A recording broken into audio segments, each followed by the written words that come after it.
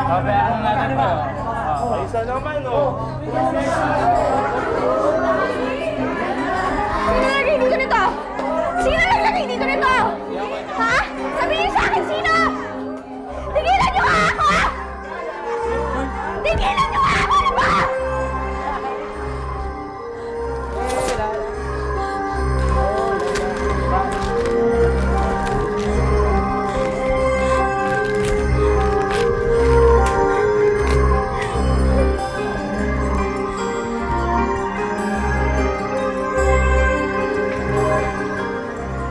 I love you.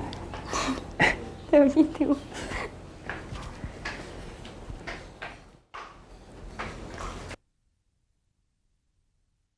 Ang saya mo, ah. Kuya Jake, ikaw pala.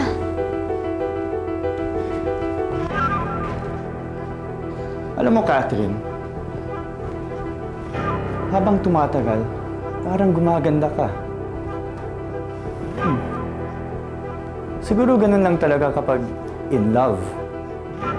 At in love din sa'yo ang lalaking minamahal mo.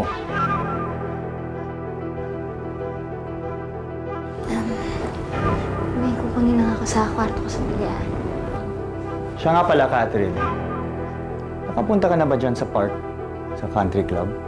Naku, ang sarap mamasyal dun. Lalo na kapag may kasama ka. At ka-holding hands.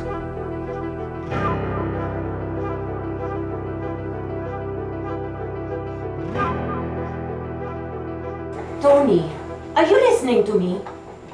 Masama ang hinala ko sa Catherine na yan.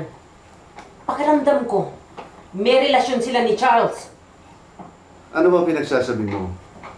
Magkaibigan si Charles at si Catherine. Magkababata. Kaya natural lang na maging magkalapit sila sa isa't isa. Sana nga kung magkababata eh. Ang tingin ko, nag-iilusyon ng Catherine na yan, nag-boyfriend niya si Charles. Anong masama dun? Kung maging boyfriend man niya si Charles, yun ay dahil nagmamahalan sila. Walang kaso sa akin yun. Mabait na bata si Catherine. Kaya, I can't blame Charles kung mahulog man ang loob niya dito. My God, Tony! Nadidinig mo ba ang sinasabi mo? Papayagan mo ang anak natin na mahulog sa isang katulong? Pwes, hindi ako papayag na ang kaisa-isa kong anak ay mapunta sa isang muchacha! Ano ba yung kinagagalit mo, Beatrice? Baka nakakalimutan mo kung saan ka nang galing bago kita pinakasalan. At bago kita binigyan ng pangalan.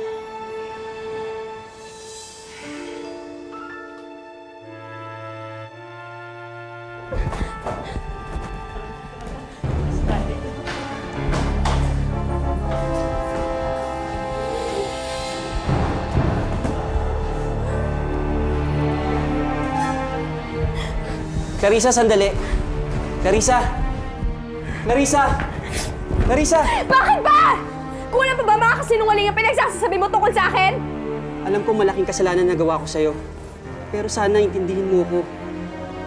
Ayoko lang malaman ng mga barkada ko, ang lihim ko, na bakla ako. Kaya hinayaan mong masirang pagtingin sa akin ni Mark, ganun ba? Hindi, Clarissa. Walang kwentang lalaki si Mark. Lulukuhin ka lang niya at sasaktan. Hindi totoo yan. Dahil nung hindi pa niya alam ang tungkol sa totoong pagkatao ko, seryoso siya sa akin. Hindi, Clarissa. Walang siniseryosong babae si Mark. Lahat sa kanya, puro laro.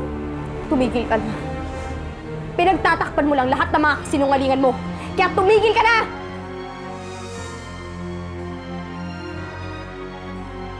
Kay Kuya Hong t-shirt yan. Ayun o! Akin na to! Mula ngayon, lahat ng gamit ng kuya mo, ako na magsusuot. Kasi, hindi na uwi yung kuya mo. Mabubulok na siya dun, sa kulungan. Hindi mo na siya makakasama. Oh, ano yung iniiyak-iyak mo dyan? Ha? Wala na yung kuya mong hambog, wala na magtatanggol sa'yo. Ang mabuti pa kaya, timpla mo na lang ako ng kape. Sige. Ang bagal mo! Sinabi timpla mo akong kape!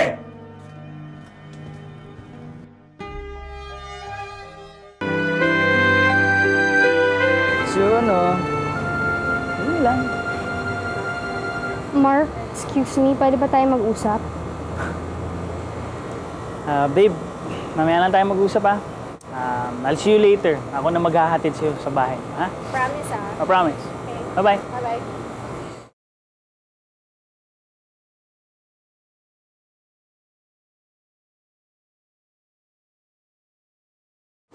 Kung ano may sasabihin mo, bilis-bilis mo. Ayoko may makakita sa atin na kinakausap kita rito.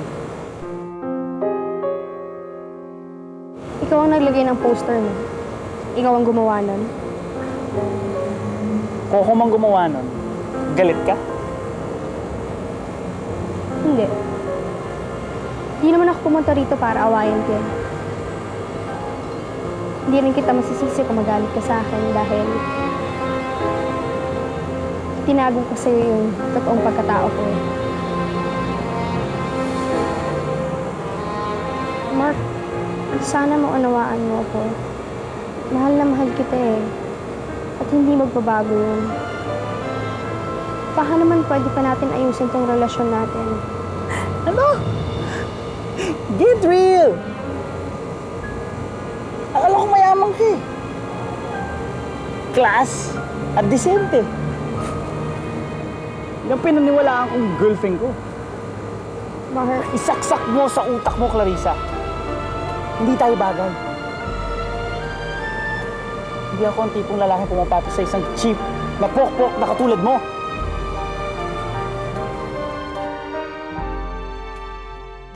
Tarantado ka, Berto. Anak mo palang pinatira mo kay Tonyo. Akala mo kasi kung sino nag-aartista yung gago na yun eh. Ngayon, nalaman niya kung sino pa rin ang padre de pamilya. Oo nga, pare. O ano, bagal mo naman. Tay, ito na po yung pinaluto nyo. Pren, Anak mo rin ba to? yun ang sabi nila. Pero hindi naman ako kakasiguro dyan. Di ba? Pwede mo na pagkakitaan to. Na ilang taong ka na? 6 po.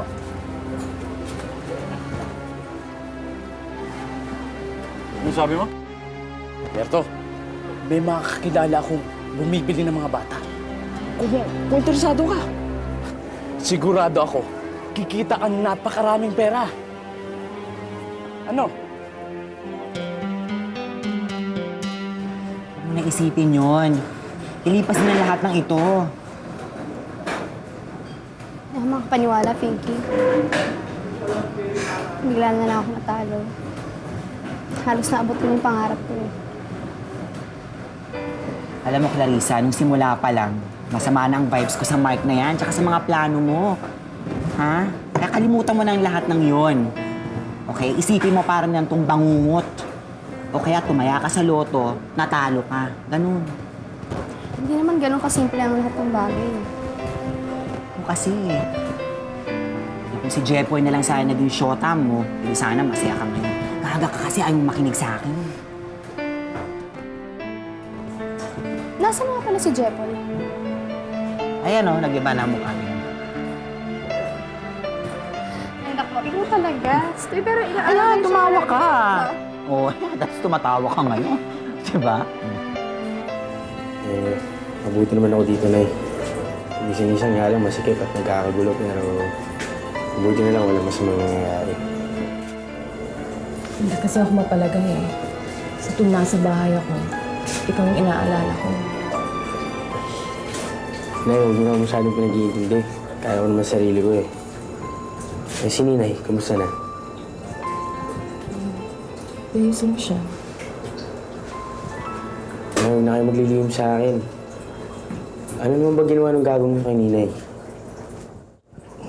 Wala naman. Pinatigil lang niya sa pag-aaral. Kasi wala na talagang pera eh.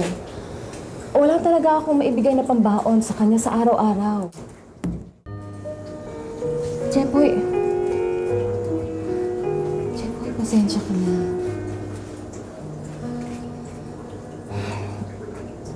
Wala talagang pera eh.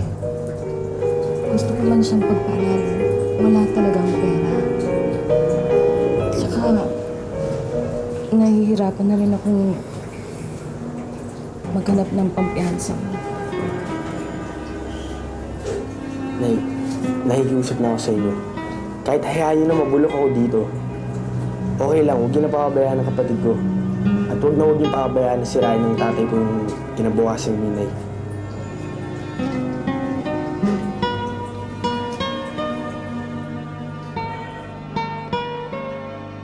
Hello? Hello pare, Andiyan na ba si Catherine? Baka nahirapan lang tumakas. Ang hirap naman kasi sa sitwasyon niyo, pare. Magkasama nga kayo sa sambahay, pero lagi naman kayo parehing magkita. Pare, nahihirapan na nga rin ako eh. Pare kasi, bakit di ba kasi pagtapat sa magulang mo? Alam mo, wala namang problema kay Daddy. Nakatakot ko lang yung magiging reaction ni Mami. Feeling ko kasi kahit kailan hindi niya matatanggap si Catherine bilang girlfriend ko. Charles? Sige pare, dito na si Catherine, ha? Okay, sige. Hi. Saka na pala. Mukhang malalim yata ang pinag-uusapan niyo. May problema ba? O, yan na lang ang sweldo mo, ha? Papasalamat ka. May natira pa sa sweldo mo. Napakalaki ng binali mo sa akin, eh. May reklamo ba? Ba't di ka pa umaalis sa harapan ko? Naaalibadbaran ako sa mukha mo. Umalis ka na? Pwede? Next. Miss, sandali lang. Pwede. Sandali, excuse me. Sorry, ha. Kayo ba si Ma'am Gina? Ako nga. Bakit? Anong kailangan mo? Kasi Huwag mo sasabihin sa akin na mag-a-apply kang dancer. Hindi ka pa pwede dito, Ning. Medyo masundakan, ah. Hindi ho yun ang pakay ko sa inyo. Kasi Sino ka nga ba? ako kasi si Bebang, ina ako ni Jepoy. Pwede ko ba kayong makausap tungkol sa anak ko?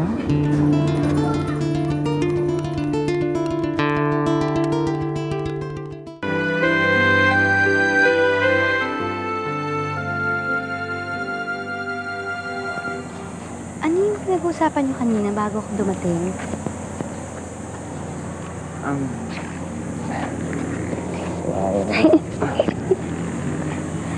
Wala yun. Nagkwento lang sa akin ni Joseph yung tungkol sa kaibigan namin na problema. Wala yun. Uy, pasensya ka na nga pala. Ngayon lang ako dumating, ah. Ang dami ko kasing kinapos ng labada, eh. Tsaka, Charles, sandali lang ako dito kasi paalam ko sa nanay, mag-grocery lang ako, ha. Eh, di sasama na lang kita para tagibit-bit ka. Wala ka talaga. Charles, sa tingin mo ba kapag nalaman ng mami mo yung tungkol sa atin, matatanggap niya ako bilang nobya mo? Oo naman. Siguro, pero hindi ka agad-agad. Eventually, matatanggap ka rin ng mami. Matapang nga, mami. Oo. Pero may puso din naman yun.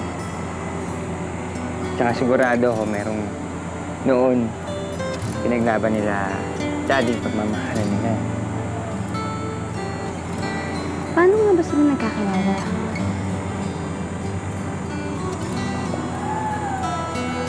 Ewan ko nga eh. Come to think of it, wala naman nakakwento sa akin si Mami tungkol sa past nila ni Daddy. Tsaka wala ako masyadong alam sa background ni Mami. Basta ang alam ko, kami lang pamilya niya. Wala nang iba. Kaya pala, ganun ka na kamahal. Ganun ka na protektahan. Hindi rin. Alam mo, kung mahal talaga ako ni Mami, mamahalin niyo rin yung babaeng mahal ko.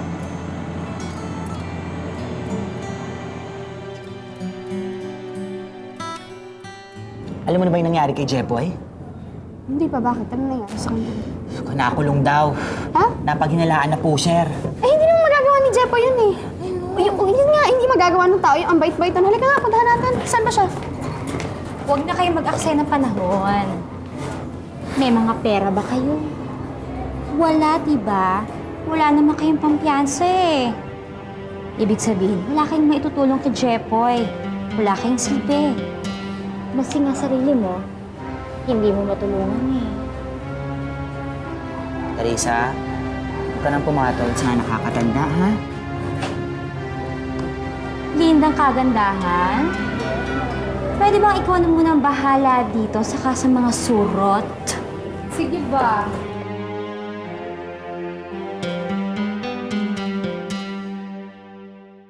Well, you have a beautiful house. Thanks. Mabuti naman at sinama mo si Beatrice. Well, she was getting bored and restless in the house. Kaya minabuti ko na lamang na isama siya dito. Buti na lang sinama mo si Beatrice. At least meron akong kakwentuhan. Yeah. What do you think? Why don't we go shopping? Kasi alam ko naman itong mga lalaking to, puro negosyo lang naman ang pag-uusapan. I think that's a good idea. Think so? Yeah. Let's go. We'll just go shopping and we'll be back right away, okay? Okay. Okay, bye. I go ahead. Enjoy. Yeah. We'll be right back. Bye.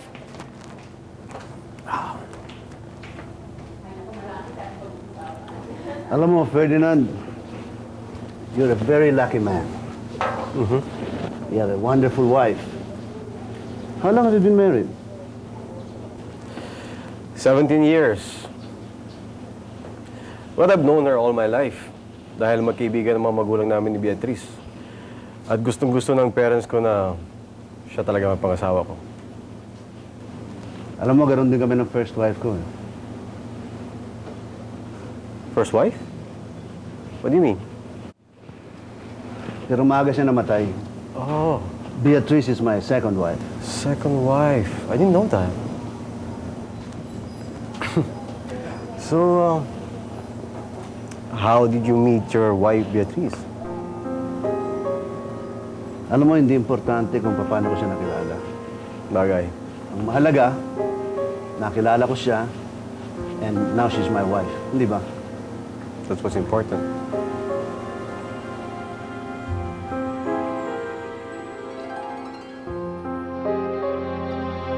Hi, nako, Beatrice. Alam mo, they have the best makeup artist here. Oo nga eh. Mukha yatang mawiwili ako dito. Sister, late ka na naman. Ay, nako. Akala ko, hindi mo na naman sisikutin yung appointment. Bilisan mo. Vicky? Vicky, ikaw ba yan? Vicky, ikaw nga! Sosyal mo na ngayon ha. Dati kasamahan mo na ako sa isang maliit na kwarto.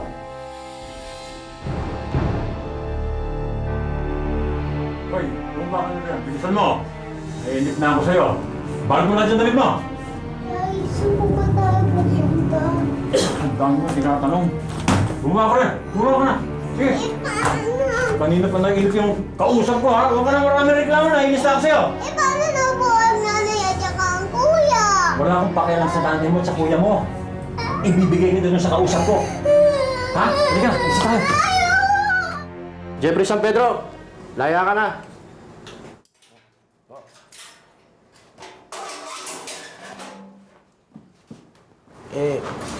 Sino po nagpalaya sa akin? Ako, sino pa?